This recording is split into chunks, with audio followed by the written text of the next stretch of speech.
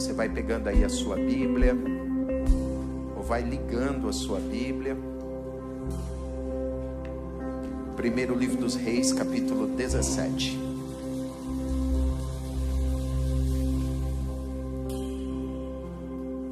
Vamos continuar o tema da manhã. Vou continuar a falar sobre esse tema poderoso, o tema da provisão de Deus, do cuidado de Deus.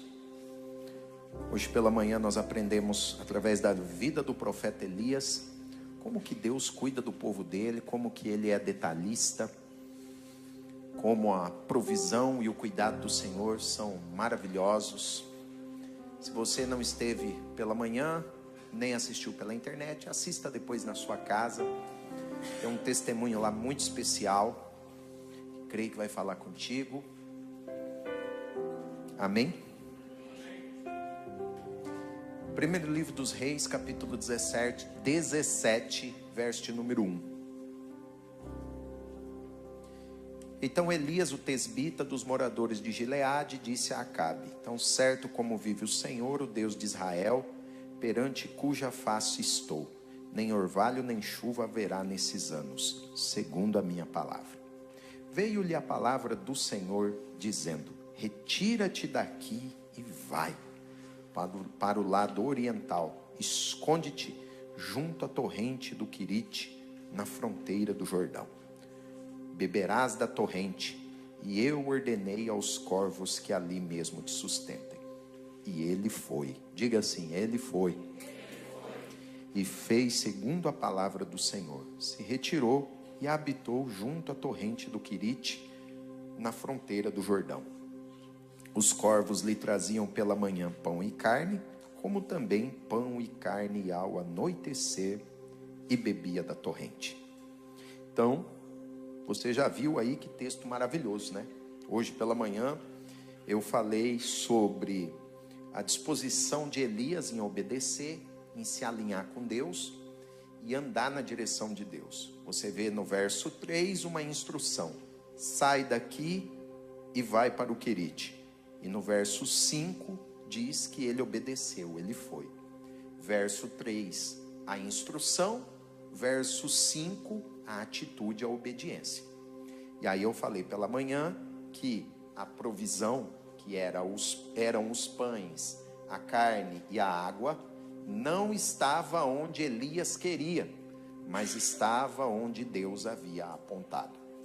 Então Deus falou assim: Elias, você quer comer pão? Quero. Você quer comer carne? Quero. Quer beber água? Quero. Então você tem que ir lá no Querite, porque é lá que está o pão, é lá que estará a água e é lá que estará a carne. Ou seja, se Elias não tivesse ido para o Querite, ia faltar água, ia faltar pão e faltaria carne. Ou seja, a provisão está intimamente ligado à obediência. Anote aí, provisão e obediência, anda lado a lado. Pode escrever, é só uma introdução sobre a reunião da manhã. Diga assim: provisão, com alegria, provisão e obediência andam juntas. Elas caminham de mãos dadas. É uma dupla perfeita. Onde tem a obediência, você vai encontrar a provisão. Elas estarão sempre juntas, de mãos dadas. Então, Elias, quer comer pão? Quero. Quer comer carne? Quero. Quer beber água? Quero. Então, é lá no Querite. Ou seja, algumas pessoas estão na sequidão, no deserto. Por quê? Não podemos generalizar, mas algumas pessoas estão nesse momento, num deserto, num tempo de sequidão, porque estão afastados da direção e do propósito do Senhor. Quando você alinhar os seus pés no caminho de Deus, os seus pés no propósito de Jesus, os seus pés na direção do Senhor, pode ter certeza, o milagre da provisão vai se manifestar na sua vida. E aí eu falei pela manhã que naquele local, além da provisão, Elias encontrou proteção. Diga assim, proteção. O texto diz que ele ficou escondido no Querite. Diga, escondido. Mas por que ele ficou escondido? Elias liberou uma palavra profética, gente. Elias disse assim, segundo a minha palavra não vai chover. Irmão, e não choveu. Você acha que o povo gostava de quê? Do Elias? O povo, tinha gente que se pegasse Elias, olha, esganava o abençoado do Elias. Então ali o Querite era um lugar de proteção. Então diga assim: às vezes Deus esconde para me proteger.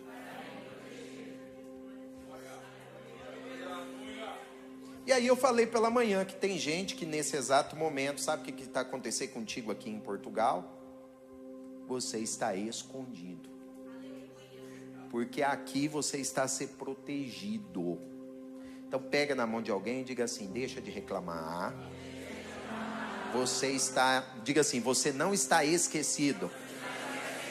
Você está escondido. Você está protegido. Quem vai dar glória aí comigo? Me ajuda aí.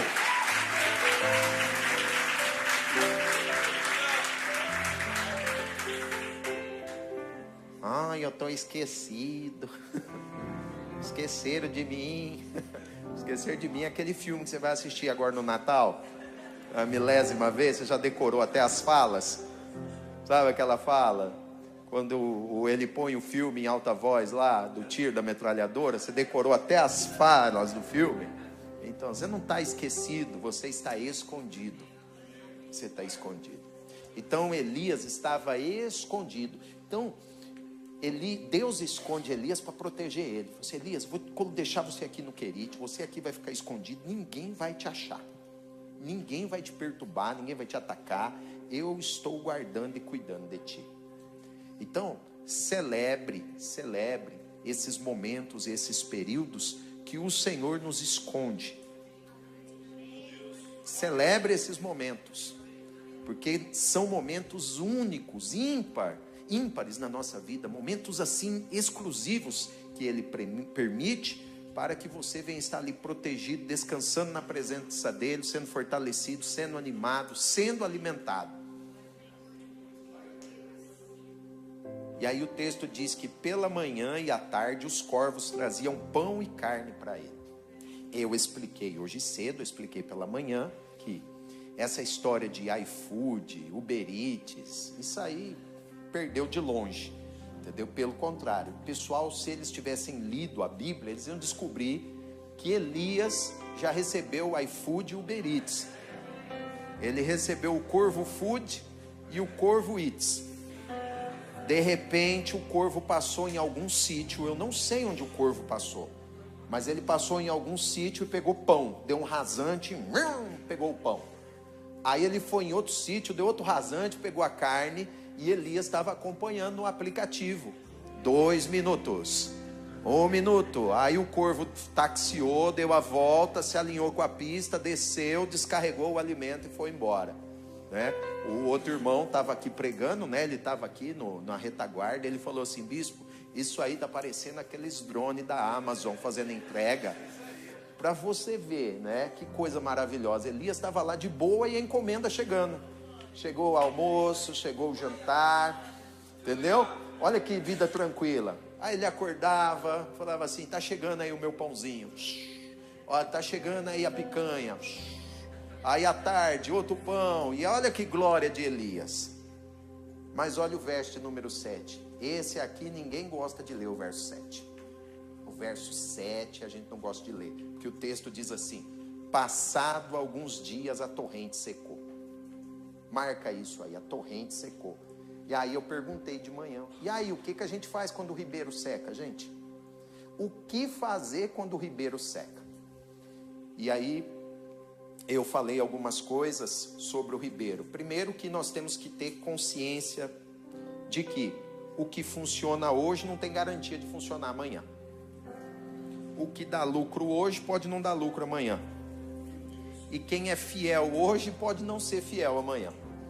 Então, nós temos que entender que muitas coisas podem mudar no intervalo de um mês, no intervalo de um ano. Muitas coisas podem mudar no ambiente profissional, muitas coisas podem mudar no ambiente relacional, muitas coisas podem mudar num tempo muito rápido. Elias acorda e ele começa a perceber que estava diminuindo o fluxo de água. E cada dia que passava o ribeiro diminuía, até que chegou um dia que o ribeiro secou. E nós temos que entender e compreender essas mudanças, as mudanças da vida. Talvez você estava ou está habituado a uma situação, a um ribeiro, e você já identificou que o ribeiro está diminuindo o número de clientes, está diminuindo o número de pedidos. Você já identificou que o ribeiro está secando. Talvez você já identificou um ribeiro que trazia algum conforto ao teu coração, alguma estabilidade financeira, e esse ribeiro está cada dia ficando menorzinho, secando. É o que o texto diz, que passado dias ou alguns dias, aquele ribeiro secou, aquele ribeiro acabou. E aí, o que fazer? Algumas pessoas, quando o seu ribeiro seca, ele seca junto. Algumas pessoas, quando o ribeiro seca, ele seca. Se o ribeiro está fluindo, ele tem louvor, ele tem adoração, ele congrega, ele dá glória, ele está feliz. O ribeiro seca, o louvor seca, o ribeiro seca, a alegria seca, o ribeiro seca, tudo na vida da pessoa seca. Então, se o ribeiro está transbordando, ele é bem disposto, ela é bem disposta, está feliz, dá risada, cumprimenta todo mundo, canta, levanta a mão, bate o pé, Jesus é bom. Quando o ribeiro seca, já vem o pessimismo, a tristeza, já começa a reclamar, já começa a murmurar. Guarde isso no seu coração. O problema não é o ribeiro secar, o problema é eu ficar seco. Esse é o problema. O problema não é o ribeiro que seca, o problema é o louvor secar nos meus lábios. O problema não é o ribeiro secar, o problema é secar o ribeiro e a minha fé secar. Ou seja, passado alguns dias o ribeiro secou. Eu, usando esse exemplo do ribeiro seco, eu falei assim pela manhã. Olha aqui para mim, olha aqui para mim. Eu falei assim pela manhã, que às vezes o ribeiro seca. Repita comigo assim, às vezes o ribeiro seca para que eu venha descobrir que Jesus é uma fonte que nunca vai secar. O ribeiro secou, mas Elias descobriu que Deus não havia secado. Já tem alguém feliz, vamos lá. O ribeiro secou, mas Elias descobriu que o Senhor ainda não havia secado. Deixa eu te falar uma coisa. O ribeiro seca para nos mostrar que nós não devemos depender do ribeiro, mas depender daquele que criou o ribeiro. Nós não devemos depender dessa água, mas devemos confiar naquele que é a fonte de água viva. Então, quando o ribeiro seca, Deus está falando para Elias: Elias, não coloque sua esperança nesse rio. Não coloque sua confiança nesse rio. Não coloque sua esperança e sua confiança nessa água. A tua esperança e a sua confiança deve estar em mim, diz o Senhor. Trabalhe, dê o seu melhor, seja um bom profissional, seja uma pessoa especializada, seja alguém que faça o seu serviço com excelência. Mas não se esqueça que o que nos sustenta nessa terra não é a água de baixo, mas é a água de cima. O que nos sustenta não é o ribeiro daqui de baixo, mas é o Deus vivo que nos dá vida, nos dá fôlego, nos dá saúde, nos coloca de pé, nos dá sabedoria, nos dá ferramenta, nos deu dons, talentos, capacidades. Então toque em alguém e fala assim: o que nos sustenta é o recurso de cima.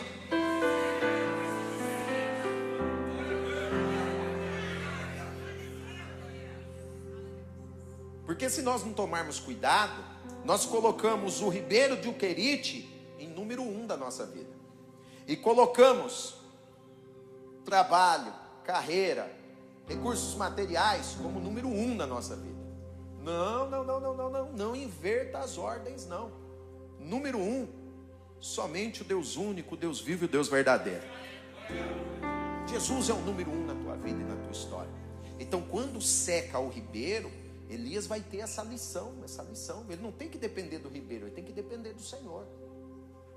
Então, quando um ribeiro secar na tua vida, você entenda e compreenda, aleluia, quem é responsável por ti aqui nessa terra é aquele que criou o céu, a terra e todas as coisas. O ribeiro secou. E agora? Como as pessoas ficam quando o ribeiro seca? Muitas pessoas ficam secas, outras pessoas ficam prostradas, caídas e desanimadas. Você já viu gente que ficou prostrado, caído e desanimado porque algo que jorrava água na vida dela não jorra mais? Porque algo que jorrava recurso financeiro não jorra mais? Porque algo que jorrava estabilidade não jorra mais? E aí a pessoa fica para baixo, desanimada, abandona a fé, desiste de tudo, de todas as coisas, está muito para baixo. Talvez eu estou falando para alguém hoje assim: você veio por culto assim, porque o ribeiro secou, e você está aí triste, está para baixo, olha, nem conseguiu levantar a mão aí para na hora do louvor, na hora de cantar, foi tão difícil para tirar um amém aí dos seus lábios, bem complicado. Então Elias estava lá naquela situação, talvez para baixo, porque o ribeiro secou. Olha o verso 8 e o verso 9. Quando o ribeiro secou, o Senhor vai lá e diz assim para Elias. Então veio a palavra do Senhor dizendo, e a primeira coisa que Deus fala no verso número 9, dispõe-te.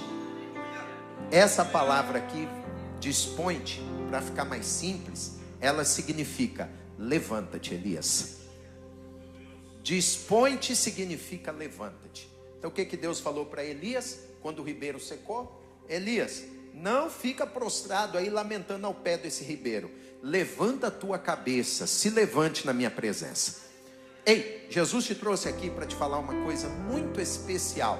Não é tempo de ficar cabisbaixo, chorando, lamentando e reclamando. É tempo de levantar a tua cabeça e contemplar que existe ainda algo do Senhor preparado para a sua vida e para a tua história.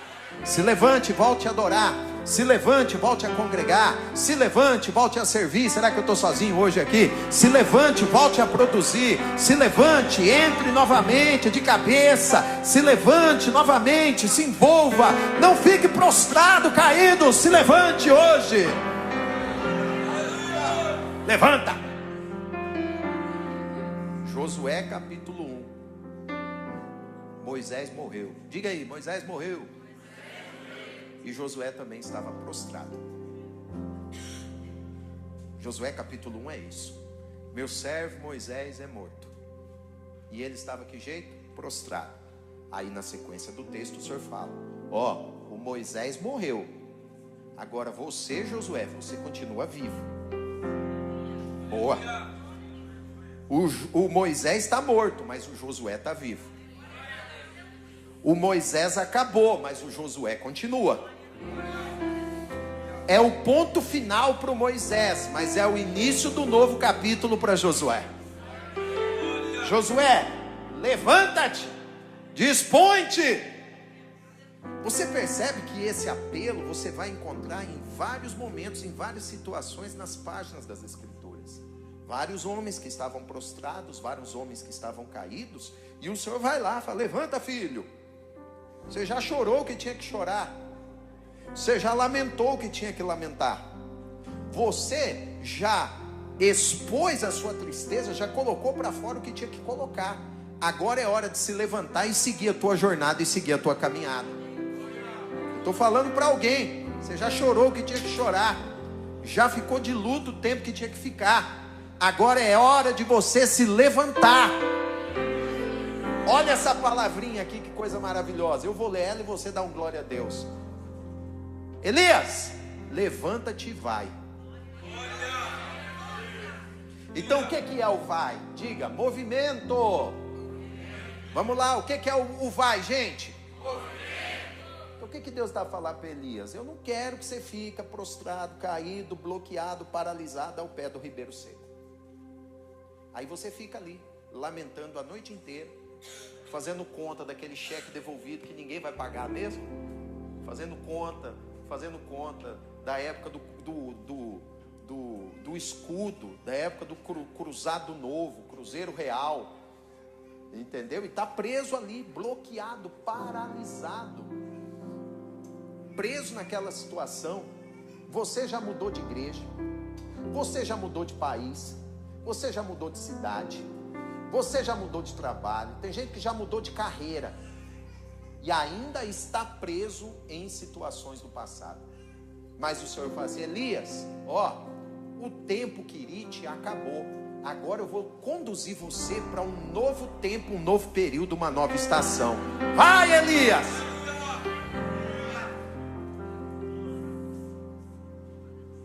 Movimenta, Elias. Você vai para Sarepta.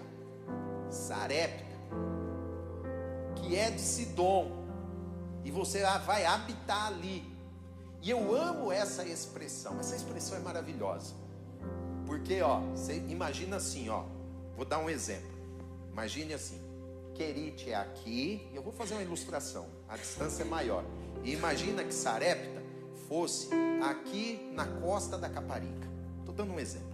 Aí o Senhor está falando assim: você levanta e vai lá para a costa da Caparica. Você vai para lá. Aí, porque que coisa poderosa. Eu vou ler essas duas palavrinhas aqui e você já vai se alegrar em Jesus. Porque eu já ordenei. Eu já ordenei. E eu fiquei meditando nisso. Falar assim, que coisa maravilhosa. Eu já ordenei. Porque o que ele está dizendo para Elias? Ele está falando assim: Elias, descansa. Enquanto o teu ribeiro estava secando aqui, enquanto a água estava diminuindo aqui, enquanto o ribeiro estava secando aqui na sua frente, eu já estava dando ordem lá na frente no teu futuro, preparando a tua Sarepta, preparando o teu próximo destino, a tua próxima paragem, a próxima fase da tua história. É maravilhoso saber que nós podemos confiar num Deus, aleluia, que está conosco no nosso presente, mas está a trabalhar e cuidar do nosso futuro. O que é ansiedade? É eu querendo resolver o meu amanhã. O que é fé? É eu viver o hoje, entregar o meu amanhã, e o meu Jesus cuida da minha vida e da minha história. Eu já ordenei. Toque em alguém e diga assim: Deus já deu ordem para o teu amanhã. Você está aqui e Ele já deu ordem para a próxima porta.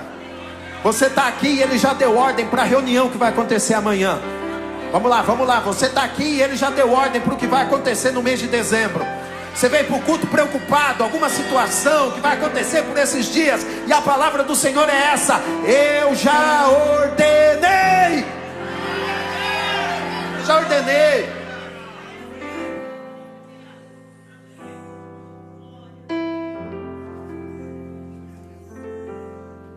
Eu já contei, mas eu vou contar de novo.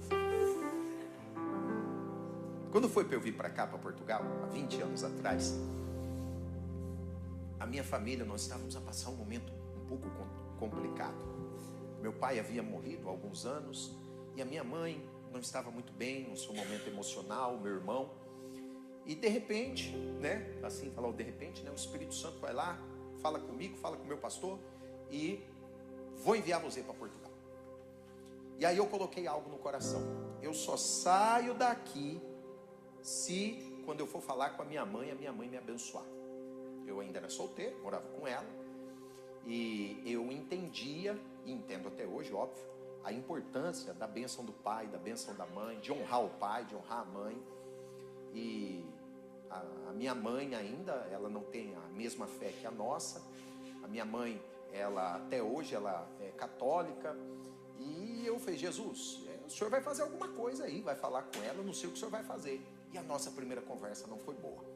Ela chorou, ela ficou assim muito emocionada. E aí eu fui para o quarto e eu falei com Deus, falei: Jesus, se o Senhor não fizer algo, eu não saio aqui de Marialva, não saio de Marialva.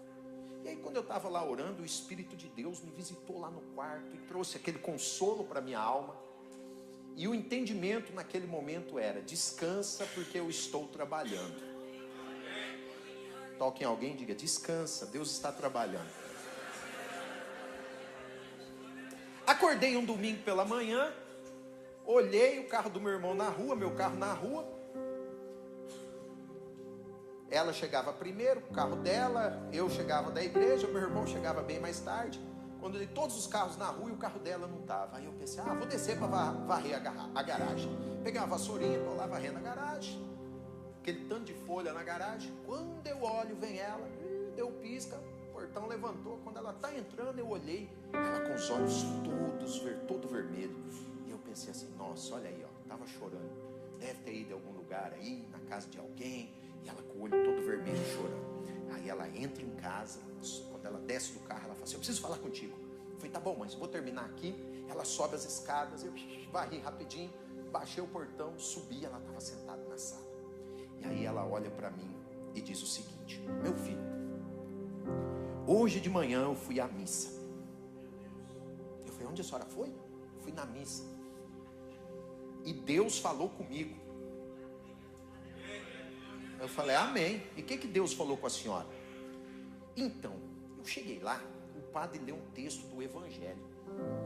E ele leu o texto, e o texto era assim: que Jesus estava lá na cidade dele. E que lá na cidade dele, o povo olhava para Jesus e falava assim: esse aí não é o filho da Maria? Esse aí não é o filho do carpinteiro? E porque o povo conhecia a família de Jesus, conhecia a Maria, conhecia o carpinteiro, José, conhecia os irmãos dele, o povo não deu muito crédito assim, não deu muita moral para Jesus. Eu falei: mãe. Aí Jesus saiu daquela cidade, que era a cidade dele, e foi para uma cidade distante. E aí quando chegou lá na cidade distante, diz que o povo gostou dele, o povo ficou feliz. E aí diz que ele fez um monte de milagre lá naquele lugar. Aí eu estou impactado ouvindo aquilo, mas você tem que controlar a emoção, né? E eu falei: mãe, o que a senhora entendeu disso?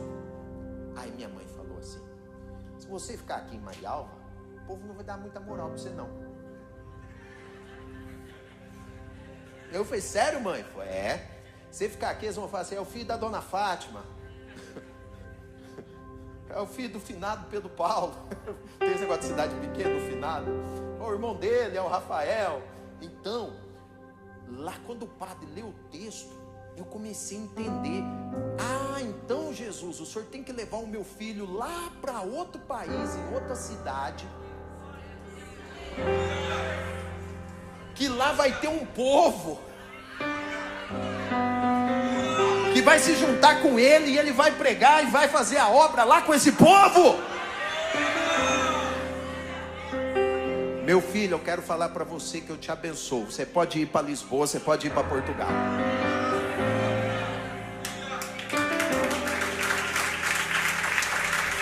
Agora, eu e você, nós temos que entender uma coisa.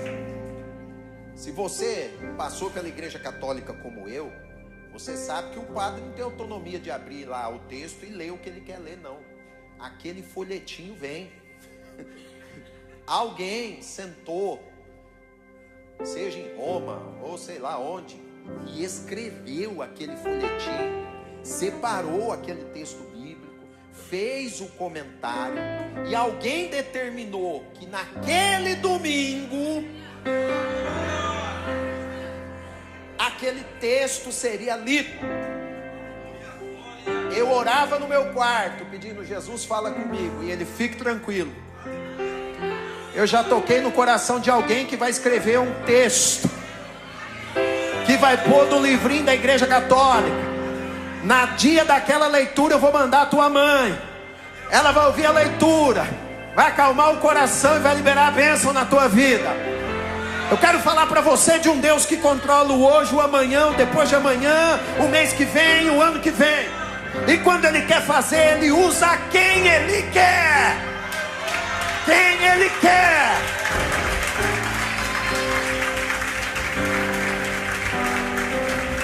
Sabe qual é o nome disso? Deus é soberano. Toque em alguém e fala: nosso Deus é soberano. Nosso Deus não é pequenino. Olha aqui para mim, Ele não é pequenino pendurado aqui no nosso pescoço. Não sou eu que carrego, é Ele que nos carrega. Ele é o grande eu sou. Criou o universo, galáxias, estrelas, planetas, e chama cada uma delas pelo nome. Elias, levanta, porque lá em Sarepta eu já dei ordem, eu já preparei tudo. Essa é uma palavra de conforto e de consolo para alguém. Não temas, a próxima fase já está preparada. Eu vou falar de novo, falar de novo. Tem que falar isso de novo. Não tenha medo, a próxima fase já está pronta, preparada. Jesus não é igual aquele teu amigo que falou assim: vem para Portugal, está tudo pronto aqui, teu quarto está pronto aqui, ó. Vai dormir aqui nessa cama, serviço tem a rodo aqui, ó. Pode vir. Quando você chegou, botou você para dormir no chão. Aí você falou: mas não estava preparado? Mas você não falou que tinha bastante serviço? E aí largou você na mão. Não, Jesus não é igual a esse tipo de gente, não. Elias, pode ir que eu já ordenei. Pode ir que eu já preparei. Só que nós temos que entender uma coisa muito importante. Elias, vai para Sarepta, porque lá já está ordenado e preparado. Diga assim: ordenado e preparado. Então, enquanto você está aqui, algumas ordens estão sendo liberadas. Quando você chegar lá, vai ter a pessoa certa para te atender. Quando você chegar lá, vai ter a pessoa certa que vai pegar o teu processo, vai pegar o teu papel. Quando você chegar lá, vai ter a pessoa certa que vai olhar para ti, você vai olhar e vai entender: enviado por Jesus. Eu já ordenei uma mulher viúva. Marca aqui a viúva que te sustente. Imagina Elias falando assim: Deus vai usar uma viúva para me sustentar. Se calhar vai ser uma viúva rica, a viúva de um fazendeiro. Vai ser uma viúva milionária, porque ela vai me sustentar, não é? A viúva não tinha condição de trabalhar.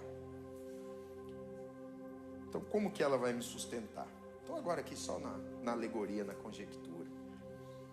Vamos ler o texto? Então ele se levantou e foi para Sarepta. Chegando na porta da cidade, estava lá uma mulher viúva apanhando lenha.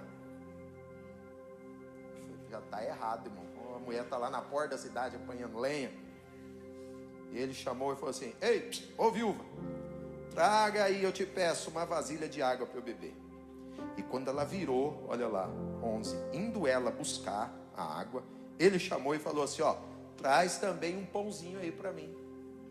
Traz um bocado de pão na tua mão, não é? Traz aí um bocado de pão. Talvez ele fosse assim: traga um pão de Deus, porque pão de Deus é uma coisa boa, né? De Deus, né? Mas ela falou assim, ó: tão certo como vive o Senhor teu Deus, eu nada tenho cozido, só tenho um punhado de farinha numa panela e um pouco de azeite numa botija.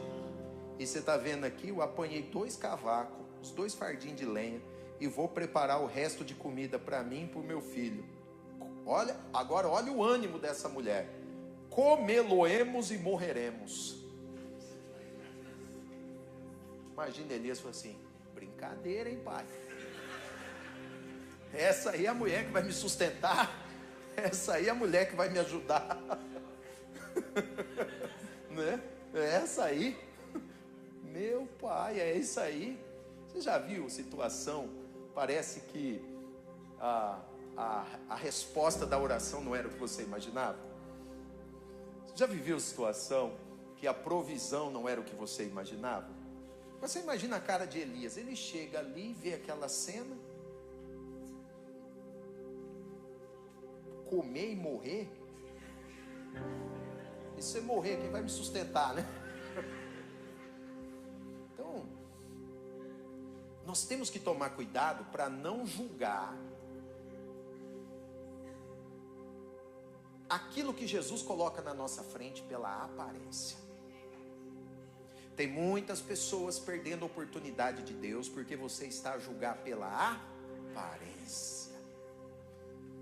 Se fosse qualquer outra pessoa, eu ia falar assim: fica aí com o teu pessimismo, vá comer o teu pãozinho, vai morrer que eu vou partir.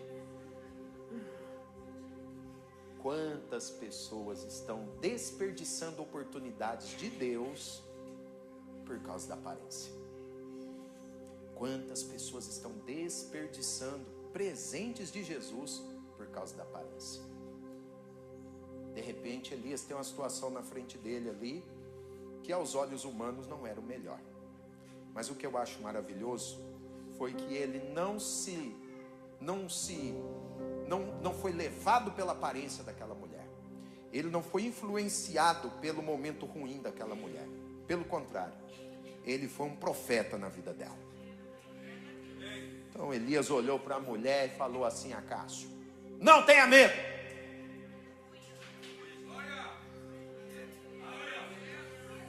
Vamos lá, IBR. Não temas. Não temas. E se você esquecer de tudo que eu preguei aqui, não se esqueça disso. Toque em alguém e fale assim: ó, não tenha medo. Vai e faze conforme a palavra. Faz primeiro para mim um bolo pequeno e traz aqui para fora. E depois você faz para ti e para o teu filho. Olha o 14. Porque assim diz o Senhor, o Deus de Israel: a farinha da panela não vai acabar, o azeite da botija não vai faltar, até o dia que o Senhor fizesse chover sobre a terra. Marca essas duas palavras: não vai acabar e não vai faltar. Ah, isso aí. Vou falar de novo, você marca: não se acabará e não faltará. Eu vou gritar para o teu medo ouvir: não vai acabar e não vai faltar.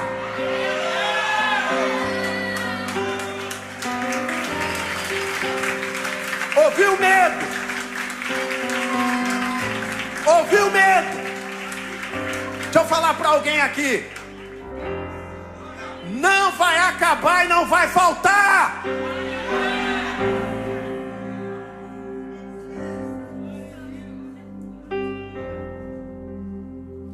Olha o 15. Foi ela e fez. Ela fez.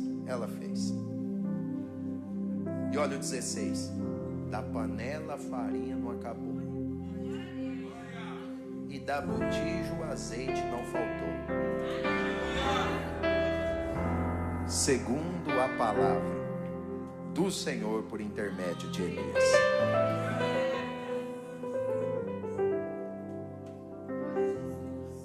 Escreve aí do lado desse verso 16. Escreve aí: o milagre da cozinha. Vai ter milagre na tua cozinha.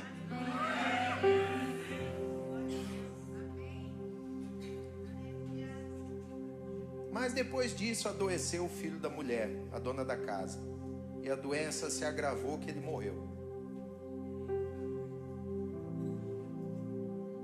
Aí a mulher foi lá falar para Elias: o que eu fiz? Olha no 18, homem de Deus, vieste a mim para trazer à memória a minha iniquidade e matar o meu filho? Agora eu acho engraçado que, voltando aos versículos, ela estava lá dizendo: nós vamos morrer, eu quero morrer. Aí quando morreu, a culpa é do Elias. É isso que ela está falando. Foi você veio aqui para matar o meu filho. Traduzindo, foi isso. Aquele que trouxe a multiplicação agora está sendo acusado da morte. Aquele que trouxe o sustento agora está sendo acusado de ter trago morte para aquela casa. Mas é maravilhoso, né? O equilíbrio de Elias naquele momento, naquela hora, entendendo a dor daquela mãe. Então, verso número 19. E aqui eu já caminho para a gente concluir e você ir para casa, tomar água e comer o pão. Elias falou para a mulher: dá-me o teu filho. Marque isso: dá-me o teu filho. Agora olha aqui, olha aqui, olha aqui, olha aqui, olha aqui, olha aqui para mim. A ideia era como se fosse assim. Olha aqui para mim. Ela tinha nos braços, obrigado, nas mãos dela ela tinha um filho morto. Nas mãos dela ela tinha um menino morto. Aí Elias fala assim: dá ele para mim. Entrega ele para mim. Entrega aí o que está morto. Entrega o que está te preocupando. Entrega o que está roubando a tua paz. Entrega aí o que está te inquietando. Entrega na minha mão. Dá para mim o teu filho. E aí naquela hora, aquela mulher tem que tomar uma decisão. Ou eu fico agarrado aqui com a minha dor, com o meu sofrimento, acusando todo mundo, acusando Elias, acusando as pessoas à minha volta de ter causado dor, causado morte na minha vida. Ou eu pego essa dor, eu pego esse problema, esse sofrimento e entrego na mão daquele que pode fazer alguma coisa por mim. O que você está agarrado, que você trouxe desde a tua terra para cá? O que você está abraçado e você não solta por nada, que aconteceu lá no começo de um relacionamento? O que você está agarrado, abraçado, que aconteceu lá naquela igreja? O que você está agarrado, abraçado, que aconteceu naquele lugar, que você não solta por nada? E hoje não tem aqui o Elias, o profeta, também não é eu que vou resolver, mas Jesus está dizendo assim: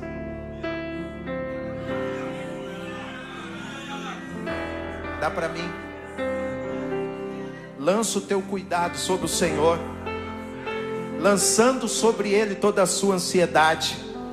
Entrega nas minhas mãos, me dá o teu filho, me dá o teu medo, me dá o teu trauma, me dá a tua angústia, me dá essa ansiedade, me dá esse medo, me dá aí, me entrega agora.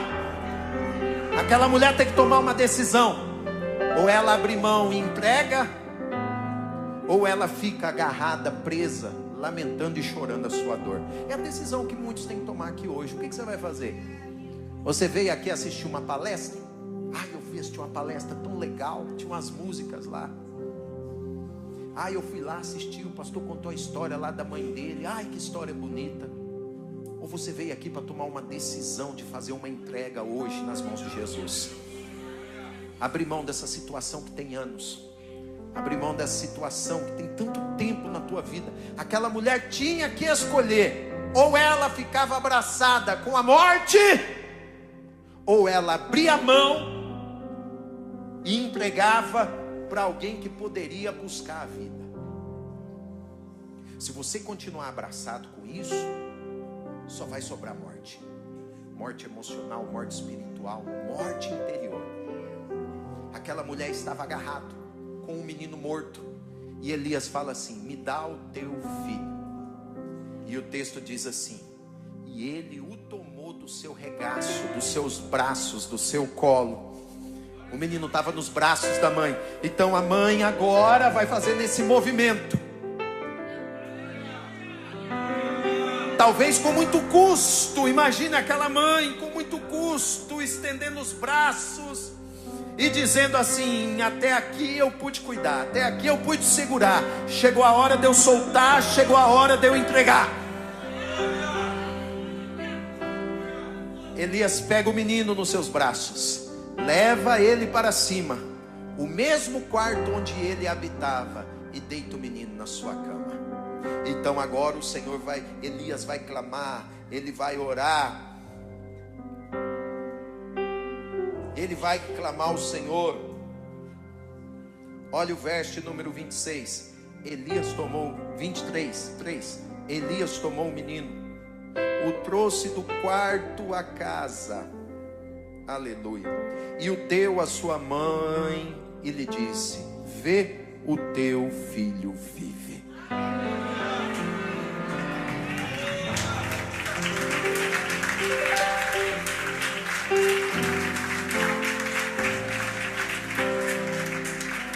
Feche seus olhos um minuto. Eu quero te lançar uns desafios simples. Estenda a sua mão como se estivesse a entregar algo. Pode fazer assim. O que você está entregando para Jesus agora? Aquela mulher entregou um menino morto. O que você entrega hoje? Qual é a dor? O que está morto na sua vida? Qual é o sentimento? Qual é a frustração? Qual é a tristeza? O que está? O que você entrega hoje? Eu vou dar um minuto para você orar e dizer: Jesus, eu estou te entregando agora. Estou te entregando um sentimento ferido. Estou te entregando um coração quebrado. Estou te entregando um relacionamento frustrado. Estou te entregando agora uma situação da minha vida que eu me senti lesado, lesada, abusado, abusado. Estou te entregando isso. Eu estou te entregando todos esses sentimentos que estão a oprimir, me angustiar. Eu estou te entregando tudo isso agora. Um minuto, um minuto. Se você quiser fechar os seus olhos, estender a sua mão, um minuto para você orar e você dizer: Jesus, eu estou entregando agora. Entregue algo que está morto, algo que está sem vida na sua vida. Vai orando e vai dizendo: Jesus, como aquela mulher entregou, eu te entrego agora. Como aquela mulher lançou, eu lanço agora. Quando aquela mulher transferiu, eu estou te entregando e transferindo agora. Um minuto, um minuto, um minuto, um minuto. Eu desafio você a orar pelo seu coração, pelo seu futuro, pela sua fé. Eu desafio você a orar por essas áreas que estavam mortas na sua vida. Um minuto, um minuto, um minuto, um minuto, um minuto, um minuto, um minuto, um minuto. Ah, Jesus, Tu és maravilhoso. Tu és maravilhoso. Um minuto. Oh Pai, aleluia. Meu Pai, meu Pai, meu Pai. Oh Espírito de Deus.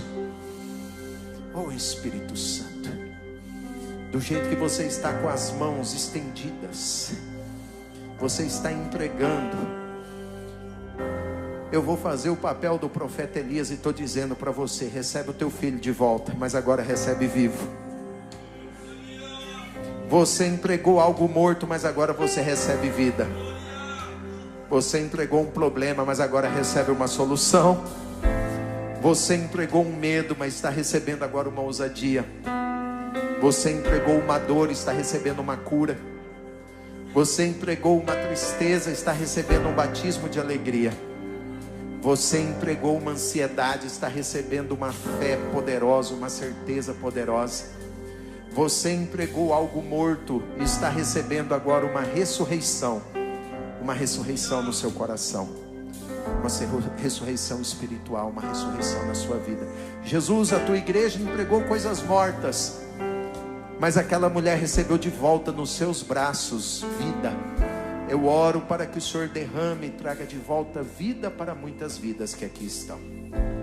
Eu oro para que o Senhor traga vida para muitos corações, vida para muitas pessoas, vida para muitas vidas. Eu oro agora, Jesus. Da mesma maneira que ela estendeu a mão entregando uma morte, que nas mãos que foram estendidas eles possam receber vida nesse momento. E assim eu oro e abençoo a todos, meu Jesus. Mantenha os seus olhos fechados. Mantenha os olhos fechados. Abaixe a sua mão um minutinho. Isso, com os olhos fechados. Você não precisa se preocupar com quem está do seu lado. Esse é o seu tempo, é o seu momento, é você e Deus. Mas eu preciso fazer um convite para ti.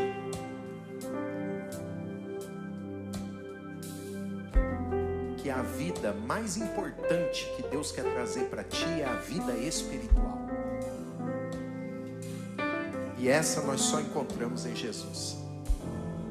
Talvez você veio para essa reunião, estava afastado, longe dos caminhos do Senhor. E aí veio esse culto, essa reunião, louvor, palavra, no lugar da morte, recebendo vida. E eu quero te dizer, esse domingo à tarde é a reunião para você se reconciliar, voltar correndo para Jesus. Ou você veio para cá e você ainda não tomou essa decisão ímpar, essa decisão tão importante de entregar a sua vida a Jesus, de fazer uma aliança com Deus, onde você vai entregar os seus pecados e Ele vai devolver o perdão, onde nós vamos entregar nossas fraquezas e Ele vai nos devolver o Espírito de Deus que vai habitar na nossa vida, onde nós vamos entregar as nossas falhas e Jesus vai depositar em nós a perfeição dEle e a justiça dEle. Todos com as mãos baixas, os olhos fechados. Você que vai voltar para Jesus, você que vai entregar sua vida a Jesus, eu quero orar por você. Levanta a sua mão direita assim que eu vou orar pela tua vida. Deus te abençoe, minha irmã. Deus te abençoe aqui, meu irmão. Deus te abençoe, meu irmão. Deus te abençoe. Deus abençoe vocês lá no fundo. Obrigado, glória a Deus. Que lindo, que coisa maravilhosa. Toda a igreja com os olhos fechados. Você não precisa se preocupar, ninguém está a olhar para ti. Está cada um cuidando da